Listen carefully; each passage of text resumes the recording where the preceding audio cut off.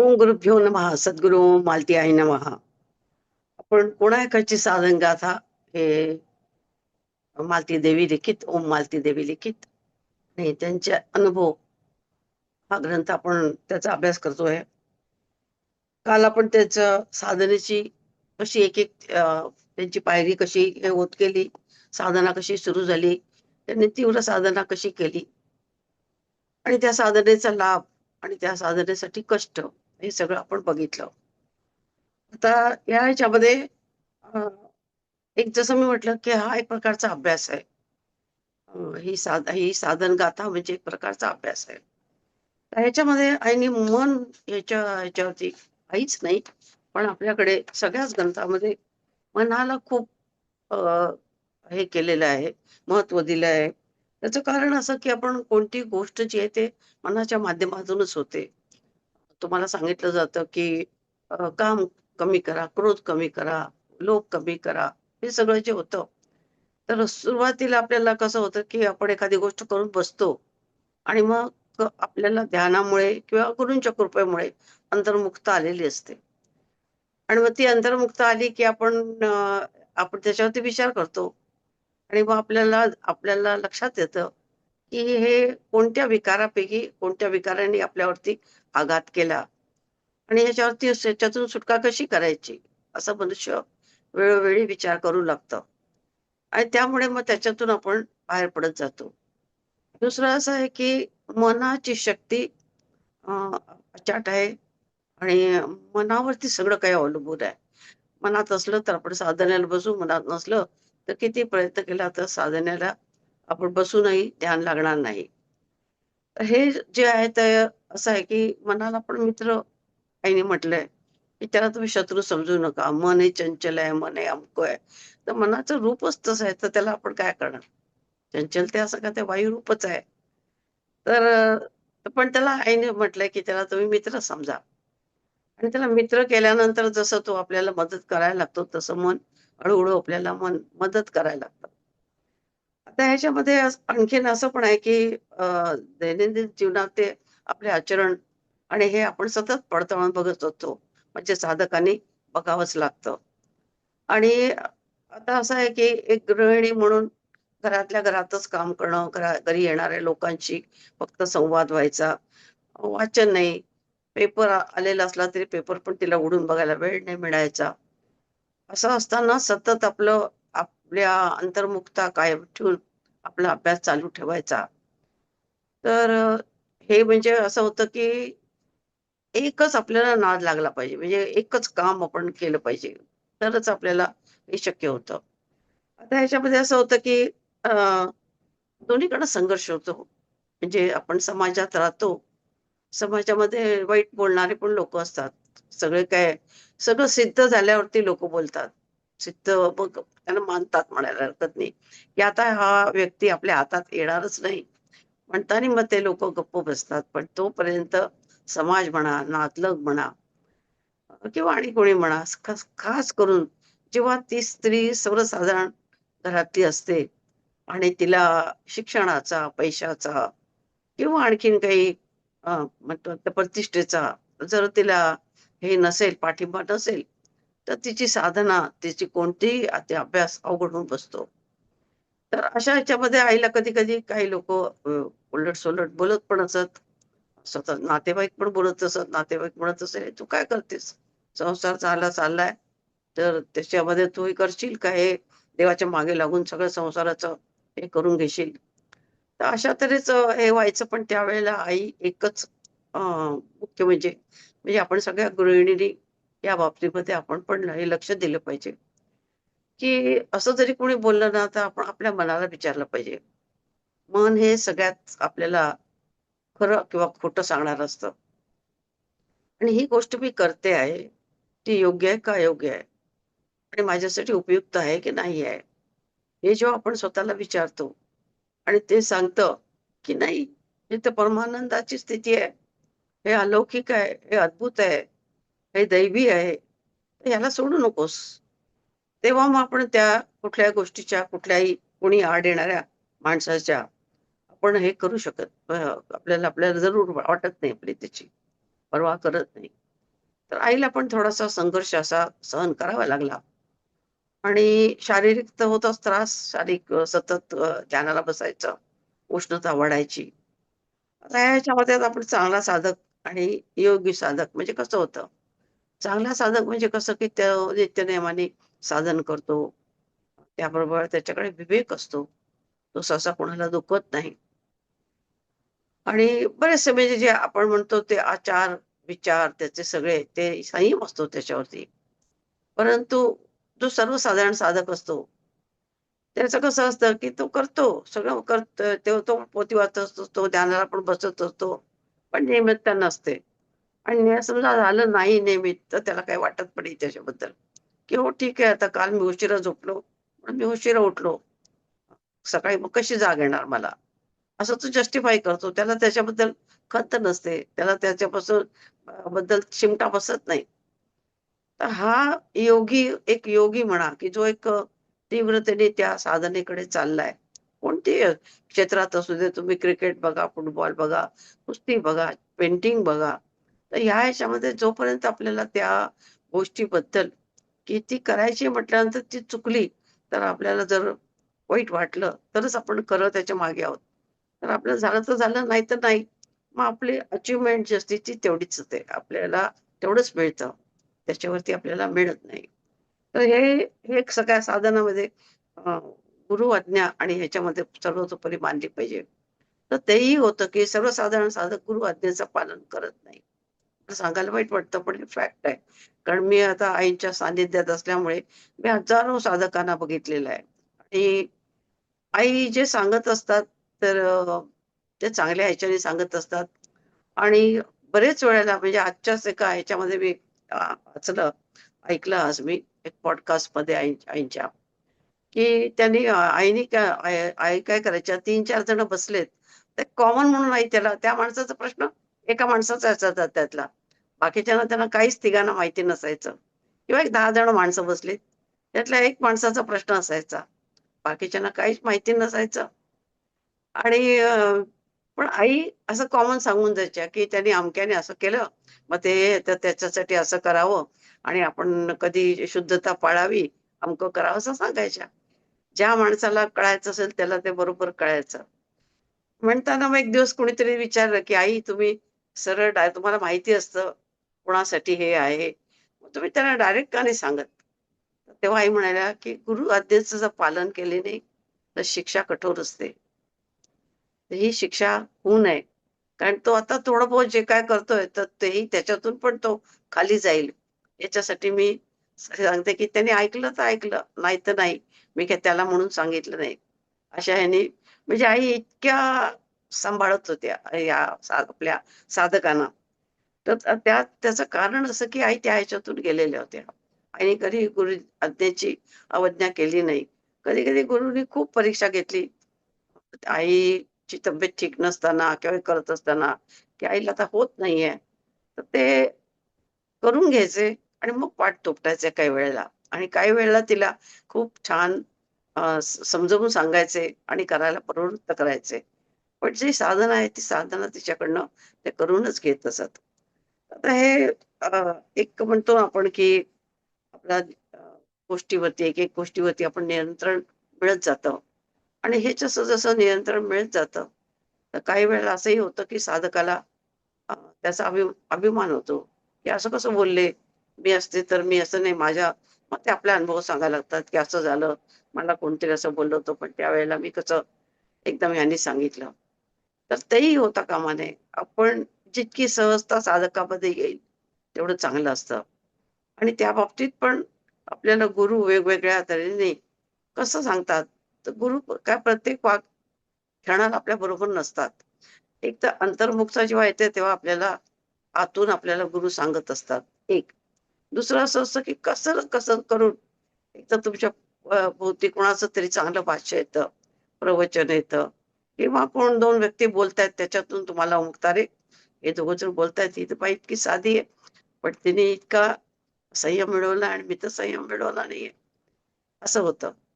तर असं एक-एक आपल्याला म्हणजे परमेश्वरच मी म्हणतो ना, की परमेश्वरच आपल्याला मदत करत असतो आणि ह्या आईचा जो संबंध प्रवाह झाला, तर आईला तर जे दैवी शक्ती होती तीच आईला गाईड करत होती. आता हे सगळंच असं म्हटलं की मी म्हटलं ना की क्रोध, मोह, मत्सर, वासना अशा सर्व विकारांचे आईला दर्शन झाले.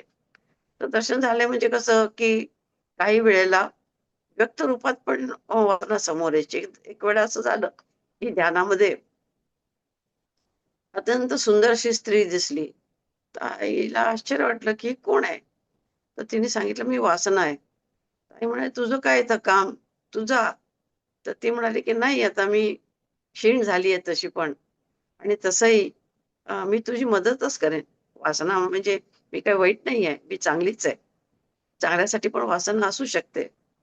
असं तिने आईला समजावून सांगितलं. तीच गोष्ट क्रोध आणि तीच गोष्ट हे असं प्रत्येक वेळेला वेगवेगळ्या आईला दर्शनं व्हायची आणि त्यातून ज्ञान दिलं जायचं. आता वासनेच्या बाबतीत म्हटलं तर गृहस्थ आश्रमी मनुष्य आईनं 6 मुलं झाली. तर हे कसं घडलं? हे तुम्हाला थोडंसं खरं म्हटलं तर कुठपत त्याचं हे करायचं. पण असं असतं की साधक जो असतो तो एक शरीर आणि त्याचं हे या वेगळ्या स्तरावरती राहत असतो आणि म्हणूनच तो कार्य करू शकतो. एकीकडे ते स्वयंपाक करत असताना त्यांचं लक्ष दुसरीकडे पूर्ण परमेश्वराच्याकडे लागलेलं असतं. तर अशा ह्याच्यामध्ये अ, कोणती गोष्ट ज्याला आपण म्हणतो की आणि ग्रस्त आश्रम आहे, तो पाळला पाहिजे. ते धर्म आहे तो. ग्रस्त आश्रमच नाहीये, तो ग्रस्त धर्म पण आहे. धर्म म्हणजे आचरण. तर ते आचरण पण पाळायलाच पाहिजे. तर त्या ह्यानी आईना जे म्हणतो आपण म्हणतो, तर तसं ते आईचं संबंध संसारी आईचा प्रवास झाला. गृहस्थीचा प्रवास झाला. आता ह्या त्याच्यामध्ये एक असं झालं, की तुम्हाला मी जसं म्हटलं, की व्यवहारामध्ये पण परमेश्वर कसा मदत करतो आणि मदत करत असताना आपण काही न मागणं हे खूप महत्वाचं आहे.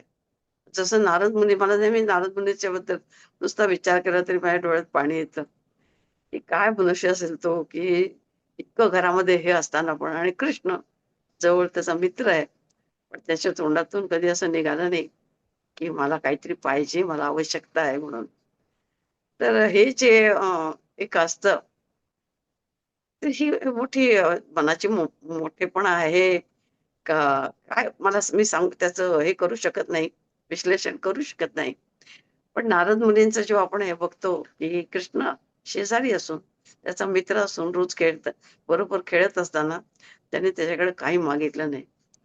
आणि म्हणजे जेव्हा बायकोने अगदी पाठवलंच, तेव्हाच सुद्धा त्याच्या तोंडातून काही निशब्द निघालेच, की "तू मला काही दे" म्हणून. तर हे जे असतं ना, ते हे परमेश्वराला खूप आवडतं. आणि दुसरी गोष्ट अशी आहे, की तुम्ही कोणत्याही संतांचं बघा किंवा कोणत्याही ऋषींचं बघा, की त्यांनी जेव्हा वरदान मागितलं किंवा वरदानासाठी त्यांनी तपश्चर्या केली आणि वरदान मागितलं, त्याचा शेवट सहसा चांगला झाला नाही. तुम्ही अभ्यास करा. आतापर्यंत तुम्ही खूप उपनिषद वगैरे हे सगळं वाचलं असेल. प्रत्येक ह्याच्यामध्ये तुम्ही बघाल, की त्यांनी अमुक एक तपश्चर्या केली, की हे वरदान मिळवण्यासाठी आणि ते वरदान त्यांनी मिळवलं. त्यांना ते मिळालं पण.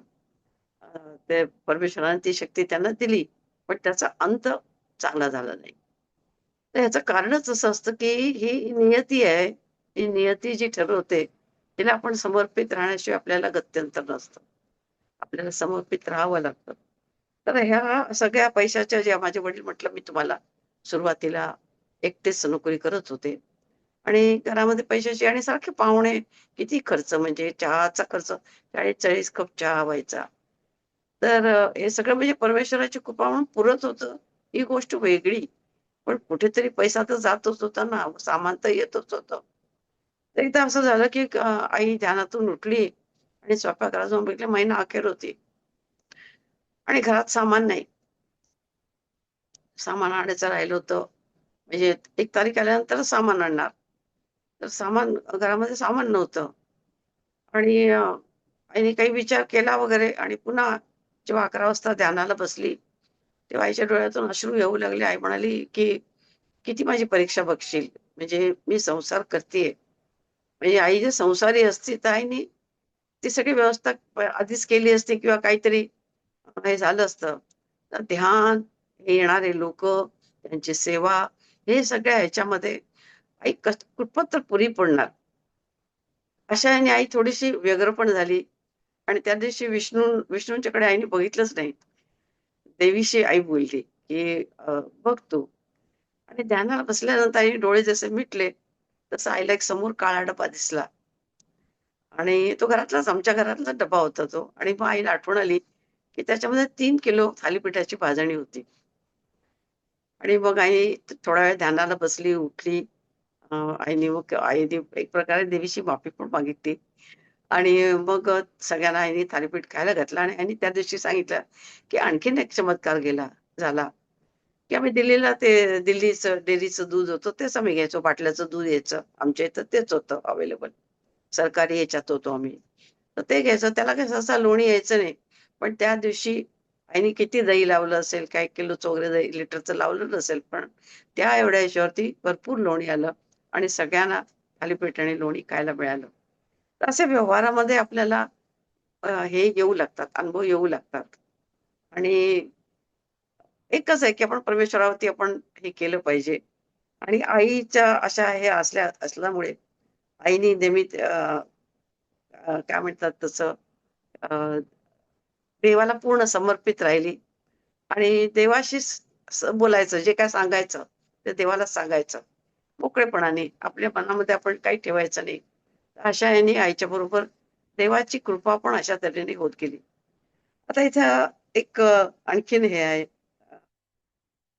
हे आता हे आहे ना, की अन्नपूर्णाचं म्हणजे आईचं असं अन्नाचं पुढे-पुढे तर असं झालं, की लोकांना आश्चर्य वाटायचं, की वडील तर एकटे कमवणारे. म्हणजे ह्या बाबतीत पण मी तुम्हाला सांगेन, की नातेवाईकांच्याकडनं सुद्धा माझ्या वडिलांना त्रास झाला. कारण वडील माझे महाराष्ट्र मंडळाचं काम करायचे आणि वडील अतिशय स्ट्रिक्ट होते पैशाच्या बाबतीमध्ये, की कोणी आपल्याला लावता कामा नये.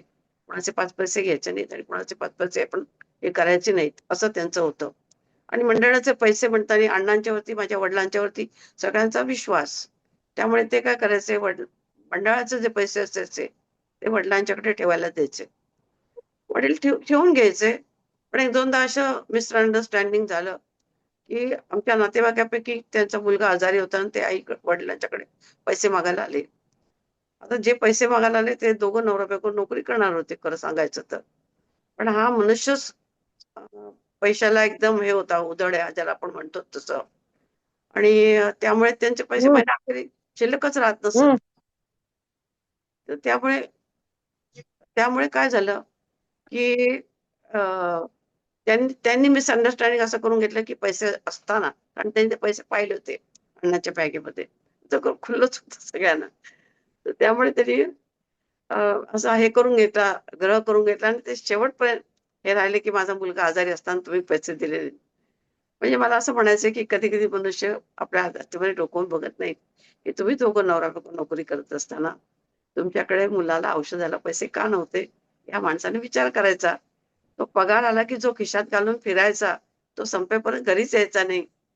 अशी त्याची उधळपट्टीची त्याची सवय. ते कोणाला उधार दे, आणखीन काही कर वगैरे, वगैरे. मित्र तर असे असतातच. अशा लोकांना मित्र पण असे भेटतात. तर अशा तऱ्हेचं त्यांचं वागणं होतं. पण अशा तऱ्हेने पण वडिलांना पण ऐकून घ्यायला काही वेळेला आणि अशा ह्याच्यामध्ये आईचं जेव्हा आमच्याकडे खूप अशी माणसं येत असत, जेवत असत, तर तेव्हा लोकं विचारायचे, की "तुम्हाला हे पुरतं कसं? पगार पुरतो कसा अण्णांचा? कसं शक्य आहे? आम्हाला महिन्याचा महिना खर्च करता पुरेवाट होते आमची." तर त्यावेळेला आईने सांगितलं, की "मी कुठलंही महिन्याचं सामान" तेव्हा बघा आपण मण्याकडून महिन्याची यादी टाकायची, महिन्याचं सामान आणायचो.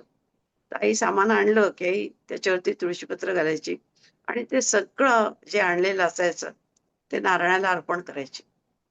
म्हणजे आम्ही जो खायचो तो प्रसाद असायचा आणि त्यामुळे तो आम्हाला प्रसाद गोडही लागायचा आणि कधीही आमच्या घरामध्ये असं सहसा काय म्हणतात त्याला, की लोक आलेत आणि पंचायती झाली असं सहसा झालं नाही. याचं कारण असं, की पुढे सुद्धा अ, असं व्हायचं, की इथे तपोवन झाल्यानंतर 300-400चं हे असायचं, काय 700 माणसं यायची काही-काही वेळेला आणि त्या आचार्याला 300-400च स्वयंपाक करायला सांगितलं असायचं. तर आईंची नेहमी पद्धत होती की स्वयंपाक केल्यानंतर आई त्याला सांगायच्या की त्यांना तीर्थ घेऊन जा म्हणून. आणि मग ते आई तीर्थ मंत्रून द्यायच्या. मंत्रून दिल्यानंतर ते सगळ्या अन्नावरती शिंपडलं, की कितीही माणसं जेवूत अन्न कधी कमी पडलं नाही. कधीच नाही. तर हे जे एक आपल्याला म्हणतो, की जेव्हा आपण अ, व्याप्त स्वरूपामध्ये प्रार्थना करतो, तेव्हा परमेश्वर पण आपली मदत करत असतो.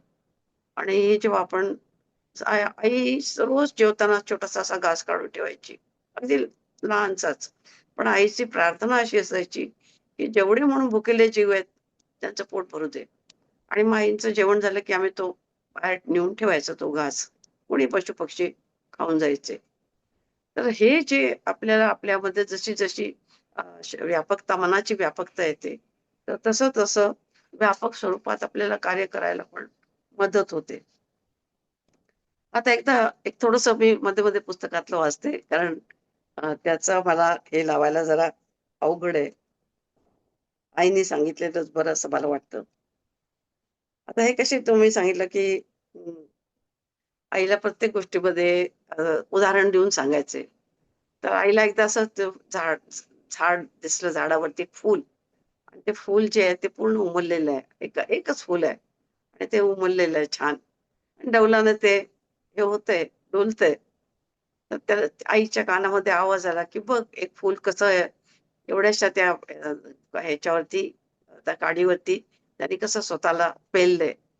साधकाने तसं पाहिजे. म्हणजे आईला त्यावेळेला आसनं वेगवेगळी सांगायची. वज्रासन सांगितलं, आईला पद्मासन सांगितलं. अशी वेगवेगळी आसनं जशी-जशी आईला आदेश व्हायचा त्याप्रमाणे आई त्या आसनामध्ये बसून साधना करत असे.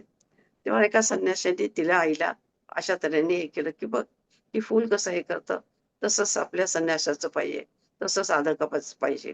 म्हणजे तितकं आपल्याला आपल्या शरीराला हलकेपणा आला पाहिजे, की आपण एवढ्याशा ह्याच्यावरती पण आपण बसू शकू. शरीराचा संबंध कमीत कमी आपल्या पृथ्वीशी यायला अशा तऱ्हेने बसायला सांगत असत ते. आता ह्याच्यामध्ये मी म्हटलं जसं की ऋषिकेशची आईला सतत ओढ होती आणि सारखी आईला असं वाटायचं की थोडे दिवस तरी, एक 2 दिवस तरी, 1 दिवस तरी जाऊन यावं. त्या गंगेमध्ये डुबकी मारून यावी, स्वामीजींच्या चरणाचं दर्शन घेऊन यावं, असं आईला खूप ओढ होती. पण स्वामीजींनीच एकदा तिला असं सांगितलं, की "तू कमीत कमी 2 वर्ष आता इकडे येऊ नकोस. कमीत कमी निदान 6 महिने तरी येऊ नको." त्याचं कारण असं आहे, की तुझ्या मनामध्ये भयंकर विरक्ती हे झालेली आहे. विरक्त झालेली आहेस. तू जर इथं आलीस तर तुला परत जावंसं वाटणार नाही. तू परत जाणार नाहीस. आणि तू जो हा संकल्प केलायस, की मी गृहस्थाश्रमात राहून साधना करीन, तो तुझा संकल्प तुटून जाईल. तर तू 6 महिने तरी येऊ नकोस. असं आईला सांगितलं गेलं. तर हे प्रत्येक गोष्टीमध्ये अ, आपल्याला जे गुरु असतात, ते कशा तऱ्हेने आपल्याला सांभाळत असतात, सांगत असतात आणि कधी ते हे झाले, तर आपल्याला कळलं पाहिजे, की का बरं आपल्याला सांगितलं गेलं? हे कधी-कधी सांगितलं जात नाही. आईंना जसं हे एक्सप्लेन केलं गेलं, कधी-कधी आपल्याला सांगितलं जात नाही आणि मग आपण भ्रमित होतो, विचार करत राहतो, की "बापरे! काय चुकलं माझं? काय चुकलं माझं?" असं पण होतं आपल्याला. पण मग त्याच्यानंतर काही-काही वेळा बरेच दिवसांनी ते आपल्याला त्याचा उलगडा होतो.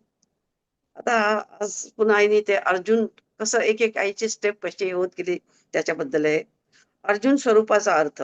आज ध्यानाला बसले असता हृदयात सुंदर निळ्या रंगाचे गोल तेज दिसले. मन अगदी तद्रूप झाले, शांत झाले. थोड्या वेळाने एकदम खूप प्रकाश दिसू लागला. डोंगर, नद्या, खोरी, झाडे वगैरेही त्यातच दिसू लागली. हे पाहत असता मन साशंक झाले. हे असे कसे काय दिसते आहे? तेव्हा आवाज आला, की पिंडीचे ब्रह्मांडी म्हणतात ते हेच. म्हणजे आपण इतके व्यापक स्वरूपात सबंध ब्रह्मांड बघू शकतो. सबंध पृथ्वीवरती सुद्धा आपण डोंगर, नद्या असं सगळं बघू शकतो. आणि आपण असं कधीच बघितलेलं नसतं. आता ते ड्रोन निघालेत. ड्रोननी आपण हे करू शकतो. पण तशा तऱ्हेने आपण आपल्या सूक्ष्म शरीराने हे दर्शन आपल्याला घडते. आणि ते दर्शन मात्र अलौकिक असते. म्हणजे हे जे दृश्य स्वरूपात तुम्ही फोटो काढायला म्हणून काढलं ती गोष्ट वेगळी. पण आपण जेव्हा ते बघतो ते अ, खूप वेगळं असतं. तर ह्याच्यामध्ये त्यांनी सांगितलं, "पिंडी ते ब्रह्मांडी म्हणतात ते हेच. त्यातच श्रीकृष्ण अर्जुनही रथासह दिसू लागले आणि अंतर्मनात विलक्षण खळबळ झाली. वाटले, हा अर्जुनच जीव आहे. तोच मायेने मोहित होऊन अधोमुख झालाय. मी त्या अर्जुन रूपी जीवाला प्रार्थना करीत आहे. हे जीवा, मायेला जाण. हा परब्रह्म परमात्मा कृष्ण तुझ्या समोर उभा आहे. त्याला शरण जा आणि मुक्त हो. अशा प्रार्थनेत मन एकाग्र होते. आनंदाचा जणू पूर येतो व ध्यानावस्था संपते. तर ह्याच्यामध्ये आई अर्जुनाला सांगतात, म्हणजे काय, स्वतःला सांगतात. स्वतःला सांगतात की असं ह्याच्यामध्ये अडकू नकोस आणि जे जवळ परमेश्वर आहे त्याच्याकडेच एक एक असे एक एक एक एक उदाहरण देत आपला प्रवास पुढे पुढे आईचा चाललाय. आणि ह्या ह्याच्यामध्ये तुम्हाला प्रत्येक पानावरती याचं दर्शन झालं, अमकं हे झालं असं. पुन्हा एकीकडे शरीराचे जास्त चोचले करू नको म्हणून पण रागवलं जायचं. पण त्याचबरोबर शरीर हेच माध्यम आहे, तेव्हा त्याच्याकडे लक्ष दे. त्याच्याशिवाय किंवा शरीराला पीडा होत असताना साधनेला बसायचं नाही, कारण साधना होणारच नाही.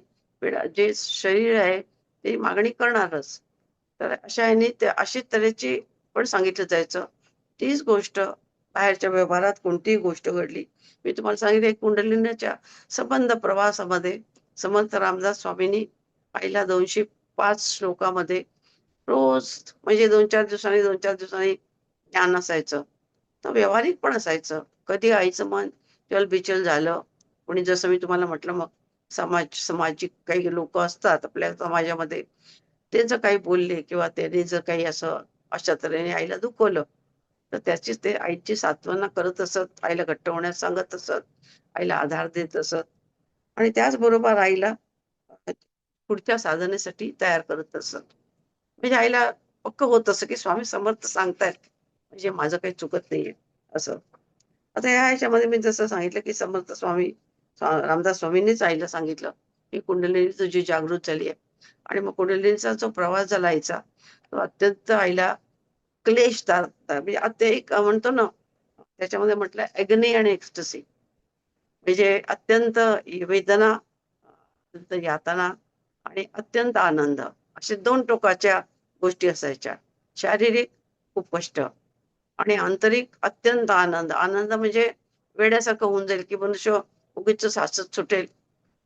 म्हणजे असं लपवायची वेळ यायची. इतकं आनंद व्हायचा की काय कुणाला सांगू, कसं सांगू. आणि म्हटलं पण आहे, विश्वात आनंद आकाशे आनंद. आणि त्याच्यावरती हे पण गीत पण लिहिलेलं आहे, आनंद सोडूनही जाऊ कुठे मी, असं आहे त्यावेळेला ते म्हटलंय. तर तसं तशी अवस्था यायची व्हायची. आणि एकीकडे शारीरिक कष्ट खूप असायचे, इकडे व्यवहार पण सांभाळायचा. असं सगळं हे असताना आईला अत्यंत उष्णता आईची वाढली, संबंध शरीर जळू लागलं आणि आतमध्ये तर शरीर आतून बाहेर संबंध शरीर कोरडं पडलं. 4-5 लिटर पाणी प्यायलं तरी काही फरक पडायचा नाही असं झालं. आणि मग काही कधी काढे कोणी सांगायचं, कोणी काय सांगायचं उष्णता कमी होण्यासाठी. पण त्याचा काही विशेष फरक पडायचा नाही. आणि आईला त्या ह्याच्यातून खूपच हे करायला. आणि मग एक दिवस असं झालं की हे सगळं असं होत असताना एकदा तिला ध्यानात स्वामीजींनी सांगितलं की 3 दिवसात तुला शरीर सोडायचं आहे. आता शरीर सोडायचं म्हणताना आईला आता संसार भरलेला, मला कोणी 2 बहिणींची लग्न झालेली, बाकीच्या मुलींची लग्न व्हायची, एकीचं शिक्षण, मुलाचं शिक्षण व्हायचंय, हे सगळं दिसत होतं. आणि करणार काय, सांगणार कुणाला, असं झालं. आणि तिला असंही वाटलं आईला, काय झालं की एक साधक होते आईच्या परिचयाचे, चांगले, त्यांची चांगली योगीच होते. आणि त्यांना आपला मृत्यूचा दिवस कळला. तर त्यांनी अगदी खूप तयारी केली त्या दिवसाची. आणि त्यांनी इतकं सांगितलं की जेव्हा मी तुला हे करीन तेव्हा तू ये ऋषिकेशला. म्हणजे ते काही पुण्याला का नागपूरला कुठेतरी होते, तिथून ते ऋषिकेशला गेले. आणि ऋषिकेशला गेल्यानंतर त्यांनी सगळी आपली याची तयारी केली, सगळ्यांना पत्र लिहिली, सगळ्यांना सांगितलं. असं सगळं झालं आणि मृत्यू आलाच नाही. तर मग ते जरा थोडस हास्यास्पद पण झालं. लोक असं आहे की लोक म्हणजे म्हणतात तसं काही गोष्टी नको तेव्हा हसतात म्हणा, किंवा ती भावना समजून घेत नाहीत. त्या माणसाची, की त्या माणसाला काय झालं असेल. आणि त्यांना सांगितलं गेलं त्यामुळे त्यांनी विश्वास ठेवला त्याच्यावरती. त्यामुळे आईला पण त्या एक त्यांचा अनुभव बघितल्या कारणाने आईला वाटलं कोणाला सांगू का नको? मुलांना सांगितलं तर मुलं रडायला लागतील. मग आईनी फक्त माझ्या वडिलांना पण सांगितलं होतं, की असं-असं मला कळलंय. पण आता माहिती नाही खरं होतंय का खोटं होतंय मला काही कल्पना नाहीये. आणि तो आला दिवस. तर आईने मृत्यूसाठी आई इतकी व्यवस्थित आहे सकाळी ध्यानाला बसली, छान स्नान केलं आणि त्या ह्याच्यातच ती राहिली. आणि मग जसं-जसं ती वेळ येत गेली, तसं-तसं आई झोपून गेली. आईचे हात गार पडले आणि आमच्या घरामध्ये आमचं ते दैनंदिन सगळं चालू होतं. कारण आम्हाला काही माहितीच नव्हतं. एक बहीण शाळेतून आली, एक बहीण शाळेतून गेली, शाळेला गेली. असं सगळंच रोजचं आपलं हे चालू होतं. आणि मग जी बहीण शाळेतून आली, तोपर्यंत आईला बोलता पण येत नव्हतं. आईने खुणेनच तिला पाणी मागितलं. आणि त्याने माझी बहीण घाबरून गेली. माझी बहीण म्हणाली, "आई तुला काय होतंय? तुला कॉफी करून देऊ का? हे करून देऊ का?" तर आईला बोलताच येत नव्हतं काही. आणि असं बराच वेळ आई पडून होती. आणि आईला पूर्ण यमाचं दर्शन झालं, स्वर्गाचं दर्शन झालं, चंद्रलोकाचं दर्शन झालं या सगळ्या ह्याच्यामध्ये. आणि हे सगळं करून आई जेव्हा परत आली, तर कमालीची थकलेली आणि तो थकवा जवळ पुढे महिनाभर आईला राहिला, आईच्या अंगात. आणि पुन्हा आई हे झाली, त्याच्यातून बाहेर पडली. म्हणजे एक प्रकारे आईला आयुष्य वाढवून दिलं गेलं आणि आई जगली असं म्हणायला हरकत नाही. असा आणखीन पण पुढे आता एकदा असा प्रसंग आलेला आहे. पण त्यावेळेला आईची साधना इतकी वाढली होती, की त्या ह्यानीच सांगितलं, की अ, तुला आणखी आईच्या मृत्यूला केव्हाही कवटाळायला तयार होती. जेव्हा मनुष्य ज्ञान एवढं होतं त्याला, तेव्हा त्याला शरीर सोडायच्याबद्दल काहीच भीती किंवा हे राहत नाही. तर आईला ते नव्हतंच. या बाबतीत मात्र कसं झालं, की संसार अर्धा होता आणि मुलं लहान होती. मुलांना सांगायचं का नाही सांगायचं अशा विवंचनेत आई होती. या सगळ्या गोष्टी होत्या. पण पुढे जेव्हा तिला सांगितलं गेलं, तर तिचं एकदम तयार आहे. असंच होतं आईचं. पण त्यावेळेला उलटं सांगितलं गेलं, की तुमची आम्हाला आवश्यकता आहे. आणि म्हणून मी तुम्हाला तुमचं आयुष्य वाढवून देतोय. असं पुन्हा आईचं आयुष्य 2दा का 3दा मला वाटतं आईचं आयुष्य वाढवून दिलं गेलं. आणि अशा तऱ्हेने आईचा मृत्यूचा अनुभव आईला आला. आता या ह्याच्यामध्ये एक असं हे आहे, की ध्यानामध्ये तर आपल्याला माहिती आहे आईना सगुण दर्शन आवडत होतं. देवाचं दर्शन झालेलं आणि संबंध आईचा जो प्रवास झाला तो देव आणि मी म्हणजे विष्णू आणि मी, ब्रह्मा आणि मी असं आईचं म्हणजे हे पण होत असे, डायलॉग पण होत असे, संवाद पण होत असे. परंतु अ, ते जे आहे ते तुम्हाला निर्गुणाकडे नेणारच, ते सांगणारच. निर्गुणाकडे चल, निर्गुणाकडे चल, की हे सगळं जे आहे चित्र जितकी आहेत ती चित्रांच्या पुढे चल, असं ते सांगणारच. तर तसं त्याने एकदा आईला असं उदाहरण दिलं. एकदा असं दिसलं, की एक नदी किनारी आणि त्या नदी किनाऱ्यावरती एक संत आपल्याच पायावरती फुलं वाहून घेतायत. तर तेव्हा आईला जरा आश्चर्य वाटलं आणि मग समर्थ स्वामी सांगितले, की "हे बघ, हा अद्वैत भाव आहे, की आपल्याला इतकं हे वाटलं पाहिजे, जाणलं पाहिजे, की आपण म्हणतो अहम ब्रह्मास्मी." सगळ्यांना हे आपल्याला माहिती आहे वाक्य. पण अहम ब्रह्मास्मी होणं अवघड आहे. इतकं अशा तऱ्हेने आता नुसतं असं करणं पण नाही, म्हणजे ते समजून होणं आपल्या हातनं हे खूप अवघड आहे. आता या ह्याच्यामध्ये आईने बरंच लिहिलं, की दत्त दर्शन झालं. म्हणजे आता हे आहे, की संबंध आईचा कुंडलिनीचा प्रवास सुरू झाला होता आणि कुंडलिनीचं असं आहे, की कुंडलिनीचं उत्थापन वरती होतं संबंध याच्यामध्ये. तर जरुरी नाही, की ती एकच चक्रामध्ये राहते. म्हणजे ते काय होतं, की पहिल्या वेळेला मूलाधारमधून स्वाधिष्ठानमध्ये जाते. मग आपल्या ह्याच्या नाभी चक्रापर्यंत जाते. तिथपर्यंत ती उठू शकते. पुढचा जो हे असतो, तर तिची शक्तीच इतकी, की वरची चक्र पण ती हलतच असतात, तेजस्वी होतच असतात. त्याचे अनुभव आपल्याला मिळतच असतात. पण आईंच्या बाबतीत जर तुम्ही म्हणालात, तर आईने मूलाधार आणि मला वाटतं हा जो आहे टप्पा, तो जवळ आईने हे केलाच नाही. थोडं विष्णूचं दर्शन तर झालं. विष्णूच्या ह्याच्यामध्ये आई नाभीचक्रामध्ये आईची कुंडलिनी एकदम हे झाली आणि पुढे मग आई कितीतरी दिवस हृदयचक्रातच दर्शन करत होती. हृदयचक्रातच ध्यान लावत होती आणि तिथेच तिला सगळं ज्ञान आणि हे मिळत होतं. तर कुंडलिनीच्या या प्रवासामध्ये तुम्हाला असं वाटेल, की कधी आई आज्ञाचक्रांच्या बद्दल बोलतेय, तर कधी एकदम आई नाभीचक्राबद्दल बोलतेय. त्याचं कारणच असं की जशी-जशी कुंडलिनीची हे होते आणि ते त्यांना त्यावेळेला ते जे ज्ञान सांगायचं असतं, त्याप्रमाणे ज्ञान आपल्याला दिलं जातं. तर आज्ञाचक्रामध्ये गेल्यानंतर सुद्धा आईला खूप तिथे प्रकाश दिसला आणि तिथे आईला कळलं आणि तुम्हाला जसं मी सांगितलं, की ह्या सगळ्या प्रोसेसमध्ये संबंध आईला शरीराचा बारीकातला बारीक म्हणजे हृदय म्हटलं, तर हृदयाचं सुद्धा आई बारीक वर्णन करू शकायची, की हृदयाचे कप्पे कसे आहेत.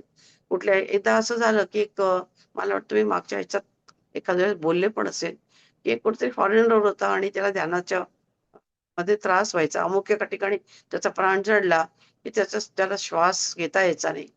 तर त्याला वाटलं, की काहीतरी दुसरा त्रास आहे म्हणून. तर तो आईकडे आल्यानंतर त्याने आईने एक क्षणार्धात तो त्याला समोर तो बसू पण शकला नाही. पण त्याच्या आधीच आईने सांगितलं, की हे शारीरिक आहे. याचं ऑपरेशन करायला याच्या हार्टमध्ये होल आहे आणि तसंच निघालं. मोठा होता मुलगा, 25-26 वर्षाचा होता. पण ते डिटेक्ट होत नाही. माझ्या मुलाच्या मित्राच्या बाबतीत असं झालं, की त्याचं जवळ-जवळ लग्न ठरलं आणि त्याच्यानंतर ते डिटेक्ट झालं. आणि तो मुलगा काही केल्या त्या मुलीला सांगायला तयार नाही आणि या मुलांचं सगळ्यांचं म्हणणं, की "तू काही झालं तरी तिच्याशी तू लग्न करतोय, तिच्याशी खोटं बोलू नको. पहिले तिला सांग." असं ते खूप त्यावेळेला ते मुलं कॉलेजमध्ये होती तेव्हाची गोष्ट आहे. तर असं काही-काही वेळेला ते कारण काय असतं, की ते म्हणतात, की शुद्ध रक्त जर अशुद्धामध्ये गेलं तर काही फरक पडत नाही. अशुद्ध रक्त जर शुद्धामध्ये म्हणजे ते चार्ज गेलं, तर जास्त हे होतं आणि ते डिटेक्ट लवकर होत नाही. तर अशा अशा एक अनेक हे सोडवू लागले आई. कोणाचे त्रास सगळ्यांचे सांगू शकत तसं. आई घाबरायला का भीती पण वाटायची, की मी म्हणते ते होतं कसं बाबा मोठी सिद्धी तर माझ्या मागे लागली नाही ना. मला सिद्धी नको. कारण सिद्धीच्या आई पहिल्यापासून एकदम अवेअर असं करत नव्हती. पण सिद्धी नको होती आईला. त्याचं कारणच असं आहे, की सिद्धीच्या माध्यमातून अगदी अलौकिक, अद्भुत गोष्टी घडत असतात आणि घडल्या. पण आईने ते स्वीकार नाही केलं, की मी या माध्यमातून मी करते असं. अगदीच मनुष्य जवळ आला, दुःखी आहे. त्याला आता स्वामीजींनी सांगितलं, गुरूंनी सांगितलं, तर तेवढ्यापुरतं त्याचं काम करून द्यायचं. पण अक्षरशः हजारो असे जीव झाले, की त्यांना कोणाला कसलं दुःख, कोणाचं काय तंत्र केलेलं, कोणाचं काय केलेलं असं. आणि त्या ह्याच्यामध्ये अ, त्याच्यामध्ये असं झालं, की माणसं खूप यायला लागली मग लोकांना कळलं. तर तेही मग जरा अवघड होऊन बसलं. कारण म्हणतात तसं आपल्या संसारामध्ये कितीतरी विवंचना आहेत, कितीतरी त्रास आहेत लोकांना आणि असं काही मिळतंय, असं काही होतंय म्हटलं, की आता तुम्ही बघा काही-काही ठिकाणी 3-3 लाख लोकं तिथं जमलेले असतात. 4 लोकांची हे लागते तिथे. पण तिथे लोक का तर ते त्यांना पीडित असतात.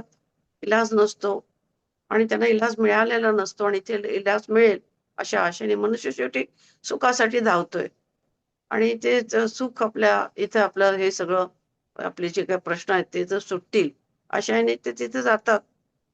तर हे जे इतकी गर्दी तिथे होते याचं कारणच की इतका संसारामध्ये इतकी पीडा आहे, इतका त्रास आहे, इतके कष्ट आहेत लोकांना. कोणाला भूतबाधा आहे, तर कोणाच्याकडे तंत्र केलेलं आहे, कोणाला आणखीन काय आहे, कोणाला आणखीन काय आहे. अगदी विचित्र-विचित्र गोष्टी आम्हाला पण बघायला मिळाल्या. लहानपणापासून बघायला मिळाल्या आईच्यामुळेच.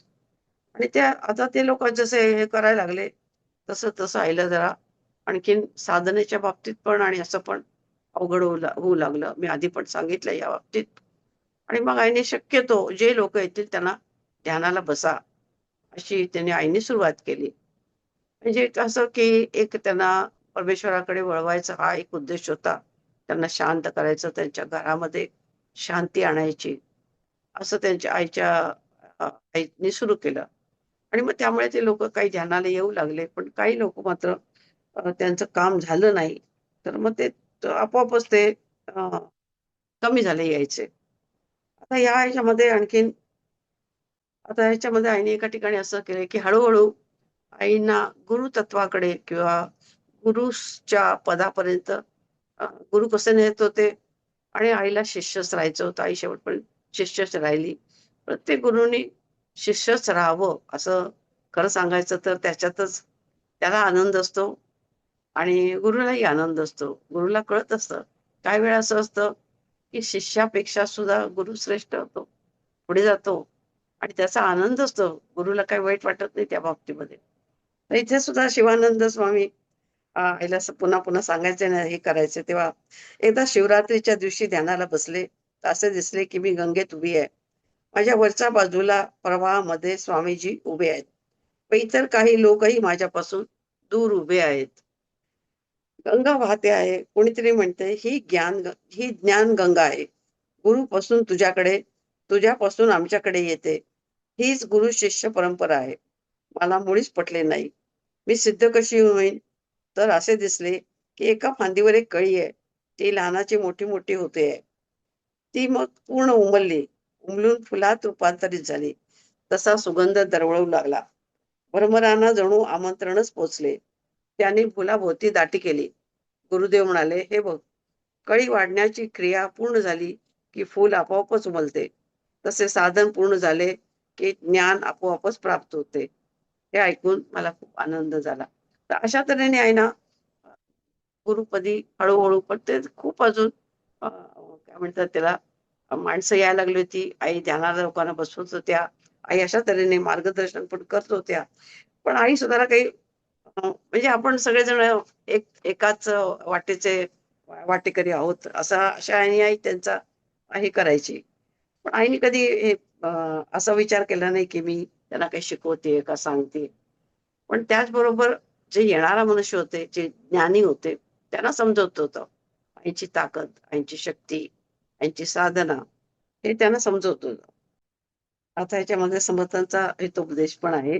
सांगितलंय त्यांनी आईला पुन्हा-पुन्हा या ध्यानाच्या ह्याच्यामध्येच आईला जेव्हा खूप कुंडलीचा त्रास झाला, तर स्वामी समर्थांनी तिला आहाराच्या बद्दल सांगितलं. एक वेळा असं झालं, की एक वेळाच आहार घ्यायचा. मग काय असं सांगितलं गेलं, की सकाळी फक्त मला वाटतं काहीतरी म्हणजे अगदी अल्प हे आणि संध्याकाळी 2 केळी आणि दूध या व्यतिरिक्त जेवण जवळ-जवळ बंद झालं आईचं. 1 महिनाभर आईला नुसतं लिंबू आणि मध या पाण्यावरती राहायला सांगितलं होतं. एक वेळा आईला सांगितलं, "मीठ आणि तिखट बंद कर, पूर्ण बंद कर." या कुंडलिनीच्या प्रवासामध्ये आणि आईने ते केलं. घरात राहून केलं. आम्ही सगळेजण सगळं काही खात होतो, बनवत होतो आणि अशा ह्याच्यामध्ये आईनी ते आपलं व्रत जे आहे ते मात्र आईनी पाळलं. कधी दर्शवलं नाही, की मी खात नाहीये, मला असं हे आहे वगैरे असं काही हे केलं नाही. आईला आता ह्याच्यामध्ये आहे ना, ज्ञानेश्वरांचं पण दर्शन झालं. ज्ञानेश्वरांच्याकडून पण ज्ञान मिळालं आणि कारण कुंडलिनीचा त्यांचा तर खूप अभ्यास आहे आणि त्यामुळे त्यांचं पण त्यांनी हे केलं आणि वेळोवेळी जेव्हा आईचा खास करून मार्ग थोडासा अवरुद्ध होतोय असं वाटायचं, तेव्हा ज्ञानेश्वर महाराजांच्याकडे पण आईला ज्ञान दिलं गेलं आणि सांगितलं. त्याच्यापुढे आई पुढे ब्रह्मरंध्राचं दर्शन झालं. तर तिथे आता हा जो अनुभव आहे तुम्हाला मला काही आणखीन हे सांगायचं की आपण म्हणतो की ह्याला हा अनुभव आला. पण खरं सांगायचं तर आपण जेव्हा या रस्त्यावरती चालतो, मार्गावरती चालतो, तर बरेचसे अनुभव आपले सिमिलर असतात. साधारण तसेच जातात. उदाहरणार्थ एक झाड दिसणं, आपण उलटं ह्याच्यावरनं उतरणं, पाण्याचा धबधबा, कमळ अशा ज्या काही-काही गोष्टी आहेत ना, हे इतक्या त्या मार्गावरती त्या वेळेला तेथे ती दृश्य आपल्याला दिसतातच. आणि एक प्रकारे आपल्याला तो सिग्नल असतो. जसं पुणं आलं, मिरज आली, सांगली आलं, तसे ते टप्पे आहेत आणि तसे ते आपल्याला ते एक दिसत जातं. तर तसं आईला प्रत्येक वेळेला हे होत होतं, पण आईचं सगळं अद्वितीय असं म्हणायचं, की आई 4थ्या चक्रात असताना पण ते फार आई अवकाशात जाऊन यायची, ब्रह्मांडामध्ये जाऊन यायची, स्वर्गात जाऊन यायची.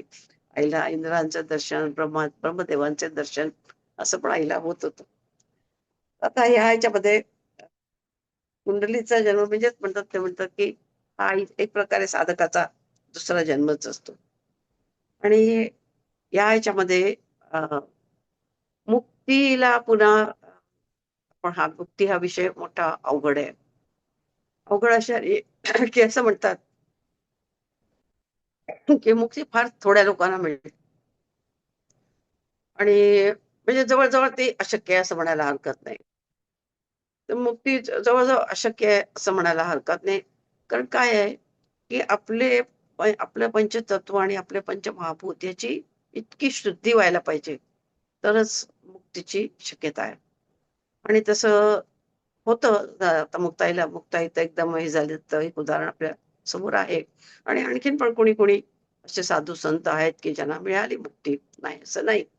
पण बरेचसे जे संत असतात ना, ते आपलं शरीर ठेवतात आणि कार्य करत राहतात. कारण त्यांना तशी आज्ञा झालेली असते. संजीवन समाधी घेतात. तर संजीवन समाधी आणि पुन्हा त्याच्याबद्दल आता तो विषय वेगळा आहे. आपण त्याच्याबद्दल पुढे बोलू आपण. तर त्या समाधीमध्ये पण असं असतं, की ते शरीर जे असतं, म्हणजे त्या समाधीतून जे अ, रेज निघतात, ओजस्ता निघते, ते कार्य करत राहते. आणि आणि वर्षानुवर्ष कार्य करतात. पण आपण म्हणतो, की ते आम्ही एक संत होते, त्यांना 2000 वर्ष ते जगले. तर शरीर ठेवून पण ते जगू शकतात आणि अशा तऱ्हेने पण ते कार्य करत राहतात. आणि त्याचं कार्य आज पण ज्ञानेश्वरांचं चालू आहे. तिथं तुम्ही गेला तर तुम्हाला तो अनुभव येईल. अ, त्या समाधीच्या तिथे. तर असं ते थोडं आपल्याला मुक्ती आणि समाधी, आता हे समाधी हळू आई समाधीकडे जाऊ लागल्या. आता समाधी म्हणजे काय? तर समाधी म्हणजे काहीच नाही. आपण एक असं होऊन जातं, की आपल्याला आपल्या शरीराचं अस्तित्व सुद्धा कळत नाही. काही क्षण होतं, काही थोडा वेळ होतं, काहींचं जास्त समाधी लागली तर एखाद्या वेळेस अर्धा पाऊण तास. पण तितका वेळ आपण जवळ-जवळ शरीरामध्ये नसतो. सूक्ष्म रूपात पण नसतो. आणि हे जेव्हा होतं, तर तेव्हा एक प्रकारे आपलं आयुष्य वाढतं. तर आईचं असं पण आयुष्य वाढलं. आई जी समाधी अवस्थेमध्ये जायची, म्हणजे पूर्ण एक प्रकारे तिचं शरीर सगळं थांबलं, काहीच करत नाहीये. Stand still. तर तो जो काळ असायचा, तो काळ तिला म्हणजे आपण म्हणतो ना, जितके श्वास तेवढे. तर असं ते आईला असं पण मिळत गेलं आणि आईची समाधीची हळू आईचं हे सुरू झालं. आता मी जसं सांगितलं, की आईला सिद्धी प्राप्त झाल्यानंतर आईला त्रास पण व्हायला लागला. त्रास कसा व्हायला लागला, की कुंडली इकडे कुंडलिनी जागृत झाली होती आणि असं ज्ञान असं नुसतं म्हणतात ना, की धबधबा जसा वाहावा तसं ज्ञान मिळायचं. आणि पुढे ते ज्ञान अ, आई जितकं शक्य आहे तेवढं शक्य लोकांना साध्या भाषेत आणि करून सांगितलं. पण ते इतकं गहन ज्ञान होतं, तर मला पुष्कळ वेळेला मी प्रार्थना करते, की आई आपल्याशी जे बोलले ते एक-एक शब्द मला आठवावा. म्हणजे त्या ह्याच्यात मी जावी म्हणून माझी साधनेच्या वेळी माझी ती प्रार्थना असते. त्याचं कारण असं, की ती काय बोलली असेल, त्या वेळेला, त्या अवस्थेमध्ये तिने ती सांगायची. 1-1 तास ती बोलत राहायची. पण आपल्या डोक्यात काय शिरतंय ते मंत्रमुग्ध होऊन आम्ही ऐकत बसायचो. मी नुसते ऐकत बसायची. पण समजलं किती? जोपर्यंत आपण म्हणतो ना, जसं की मला सांगितलं ऊस गोड आहे, पण मी खाल्ल्याशिवाय काय मला कळतंय गोड म्हणजे काय ते? तर तशी अवस्था. तर त्यामुळे ते मला हे व्हायचं नाही. तर मला पुष्कळ वेळा असं वाटतं, की आईने सांगितलेलं ज्ञान आपल्याला पुन्हा ते ऐकायला मिळावं, ऐकायला यावं, असं मी प्रार्थना करते बरेच वेळेला. तर या ह्याच्यामध्ये काय झालं, की सिद्धी जेव्हा आईला मिळायला लागल्या, तर गोंधळ असा व्हायचा. आईचा विसरभोळापणा वाढला. म्हणजे त्या तंद्रीत आई राहणं आणि इकडं संसार करणं, हे मोठं अवघड होतं.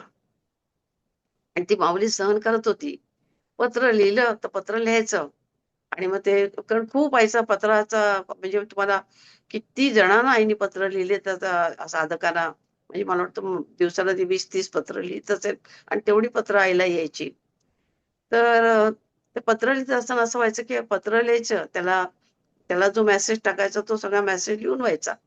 पण पत्ता लिहिताना भलत्याचाच कोणाचा पत्ता लिहिला जायचा किंवा ज्याला तो मेसेज टाकायचा नाहीये, तो मेसेज त्याला लिहिलं जायचं. आता काय करायचं पत्र फाडून टाकायचं किंवा इंग्लंड इंग्लंड टाकायचो ना आपण. तर आता काय करायचं पत्र फाडून टाकायचं का ते फोडायचं का काय करायचं? फोडलं तरी त्याला विचारायला असं वाटेल, की आईने इतकं छान लिहिलेलं फोडलं का माझ्यासाठी? असं पण वाटेल.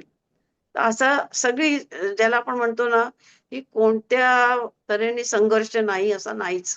सगळ्या बाजूनी संघर्ष सुरू झाला. आणि ह्याच्यामध्ये आईची साधना पण थोडी हे होऊ लागली. म्हणजे मनातला जो भाव होता तो भाव बदलला नाही. पण साधनेवरती त्याचा, कारण आई हे झाली ना, शेवटी काय आहे, माणसाचं मन आहे.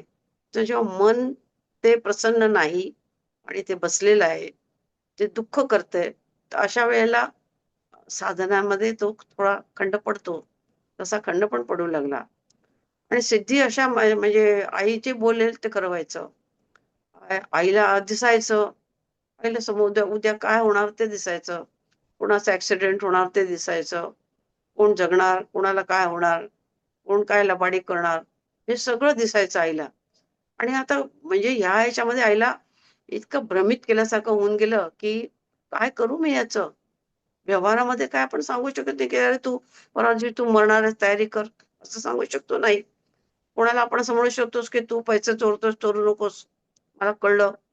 तर तो कोण त्याला असं वाटेल, कोण ऑफिसमध्ये जाऊन कोणी सांगितलं आईला.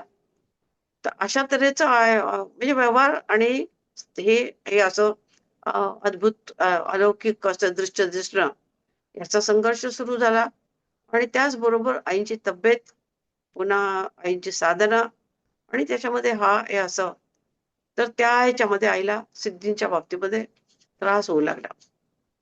तर हे होत असताना स्वामी जसं सांगितलं, की सज्जनगडावरचे आपले स्वामी समर्थ यांनी तिला सांगितलं, की तिखट मीठ पण खाऊ नको.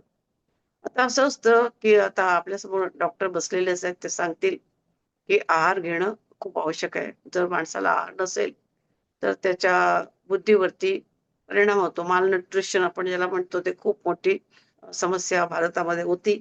आता थोडी कमी झाली आहे. पण असं हे होत होत जातं.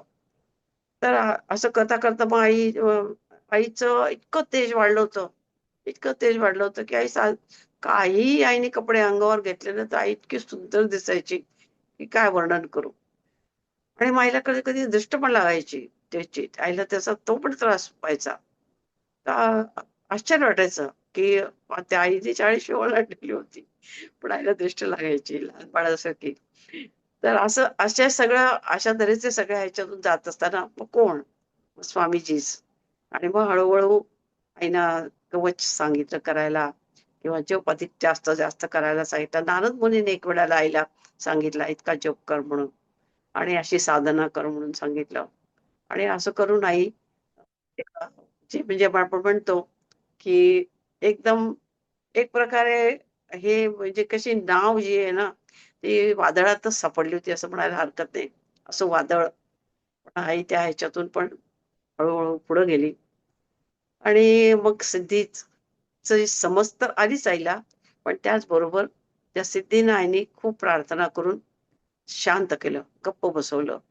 त्यांना उत्तेजित किंवा त्यांना कार्यरत होऊन दिलं नाही. ही आईची एक प्रकारची शक्ती म्हणा किंवा अ, तिची मोठेपणा, ही सिद्धींच्या वरती सुद्धा आईने मात केली. आणि जेव्हा अगदी जिथं म्हणजे विवेकाने जिथं अगदी गरज आहे, तेव्हा आई आपोआप आईच्यातनं ते कार्य होत असेल. पण असं सिद्धींचा वापर आईने कधी केला नाही. तर अशा तऱ्हेने हे केलं आणि ह्या ह्याच्यामध्ये अ, खूप काही गोष्टी असं सांगितल्या गेल्या. कसं स्वामीजी परीक्षा घेतात. तर स्वामीजींनी एकदा काय केलं, स्वामीजी उभे आणि त्यांच्याजवळ 2 आंबे. आणि ते म्हणाले, "तुला हे बघ त्यातला एक आंबा आंबट असेल, एक आंबा गोड असेल. मला काही सांगता येत नाही. किंवा दोन्ही गोड असतील किंवा दोन्ही आंबट असतील. तर तू बघ. पण मला असं वाटतं, की यातला एक आंबा आंबट आहे, एक आंबा गोड आहे. तर तुला कुठला यातला हवा आहे, तो तू घे बघून." तर आईने थोडा वेळ विचार केला आणि आईने सांगितलं, "मला दोन्ही द्या." पण त्यांनी स्वामीजी हसले आणि स्वामीजी म्हणाले, "बरोबर आहे.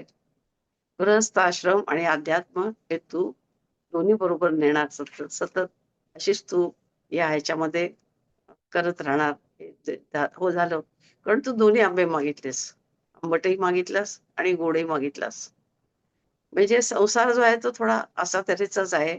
थोडा संघर्षच आहे त्याच्यामध्ये आणि अध्यात्मामध्ये पण संघर्ष आहे. पण त्या संघर्षाच्या नंतरची जी प्राप्ती आहे, ती अलौकिक असते, दिव्य असते. त्यामुळे मनुष्य त्याला त्याला तो संघर्ष आवडतो आणि तो सहन करू शकतो. संसारातील संघर्ष हा दैनंदिन आहे. आणि तो काय म्हणतात क्षुल्लक क्षुल्लक गोष्टीवरती हे संघर्ष असतात आणि तेही सोडवायला लागतात, तेही करायला लागतात आपल्याला. पण त्यापेक्षा हे जे असतात, ते गोडच लागतं ते फळ. असं असं हे फळ आणि दोन्ही फळं चाखत आपला हा सगळा प्रवास केला. तर आजचा मी आता इथेच विराम घेते आणि उद्या आपण आता आईच्या पुढच्या ह्याच्यावरती बोलूया. आईंची संबंध साधना जेव्हा झाली, तेव्हा तुम्हाला जेव्हा तुम्ही पुस्तक ते वाचाल, त्यामध्ये प्रत्येक पुस्तकाच्या पानावरती ह्याचं दर्शन झालं. मी चौथ्या ह्याच्यावरती गेले, मी पायऱ्यावरनं खाली गेले, मी पायऱ्यावरनं वर गेले. तेव्हा आपण काय विचार करायचा? तुम्ही ध्यान लावता तर तुम्हाला काय दृश्य दिसलं? त्याच्याशी आपण म्हणजे आपल्याला एक प्रकारे ते हे पण कळतं, आपले समजतं, आपलं स्थान पण समजतं आणि दुसरी गोष्ट आपली अवस्था समजते आणि त्याचबरोबर आपल्याला मार्गदर्शन पण मिळतं. आणि मी पुन्हा म्हणेन, की सगळे गुरुतत्व एक आहे. गुरु एक आहेत. आई काय, स्वामी समर्थ काय, कोणतेही म्हणजे दत्त भगवान सगळे ते रूप एकच आहे. जो साधक आहे त्याला ते पुढे नेत असतात आणि त्याची पूर्ण ते काळजी घेतात. आपण आपल्याकडनं पूर्ण साधनामध्ये उतरायचा प्रयत्न केला पाहिजे. आणि ह्या ह्याच्यामधून आपल्याला सगळ्यात अवघड हेच वाटतं, की व्यवहार आणि अध्यात्म ते एकत्र कसं करावं? आणि तेच या पुस्तकाच्या माध्यमातून आपल्याला हळू दृष्टिगोचर होत जाणार आहे. त्याचं ज्ञान मिळत जाणार आहे. हरिओम. सगळ्यांना नमस्कार.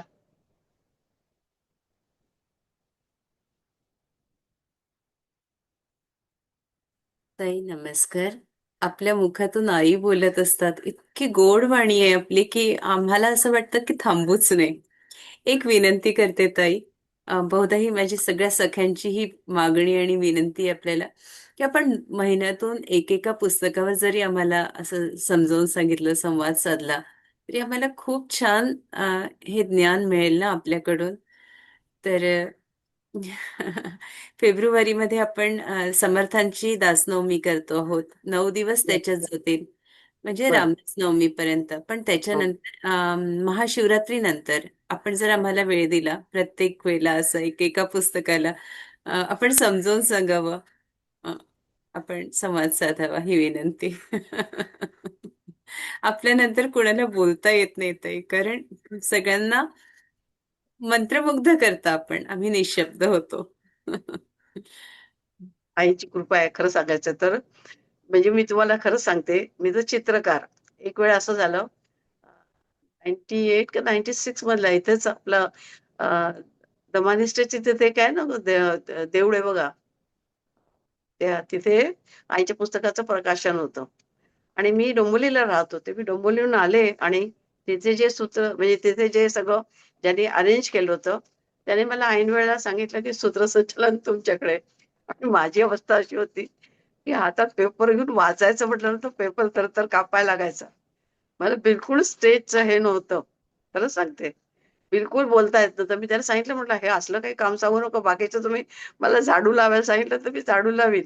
पण हे मला जमणार नाही." ते म्हणाले, "नाही मेधाताई दुसरं कोण नाहीच आहे. तुम्हालाच करायला पाहिजे." आणि तुम्हाला आश्चर्य वाटेल पूर्ण प्रोग्राम इतका सुंदर झाला, की एखादं सूत्रसंचालन जसं करतो ना, म्हणजे एक योगिनी होत्या संन्यासिनी त्यामध्येच कार्यक्रमाच्या आल्या. तर मला ते तेवढं हे झालं, की ते आल्यानंतर सगळ्यांना टाळ्या वाजवायला सांगा, त्यांचं स्वागत करा, उठायला सांगा. तर हे कुठून सुचलं कोणास ठाऊक, पण ते झालं. तसंच हे आहे, की खरं सांगायचं तर मला मी पुन्हा म्हणते, की मला काही बुद्धी नाही, मला काही समजत नाही. पण हे आईच करून घेतायत, गुरुच करून घेतात. ही गुरूंची शक्ती आहे. मी जेव्हा बसते ना, तर मी आईला म्हणते, "आई हो, मला काही येत नाही, तू बोल." तर तसंच काहीतरी आहे असं म्हणायला हरकत नाही आणि तुम्हाला आवडतंय, हाच माझा खूप खूप आनंद आहे मला.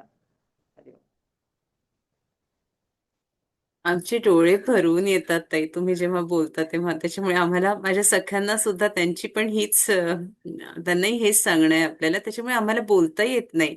आम्ही फक्त ऐकतो, श्रवण करतो. आणि जे तेज आईंच्या चेहऱ्यावरचं होतं ते बरोबर आपल्या चेहऱ्यावर येतं. कितीतरी कालझणींनी फोन करून सांगितले की ताईंचा चेहरा किती चमकत होता. भेटू ताई, आपण असंच भेटत राहू. हो. जय श्रीराम. जय देवा. जय श्रीराम.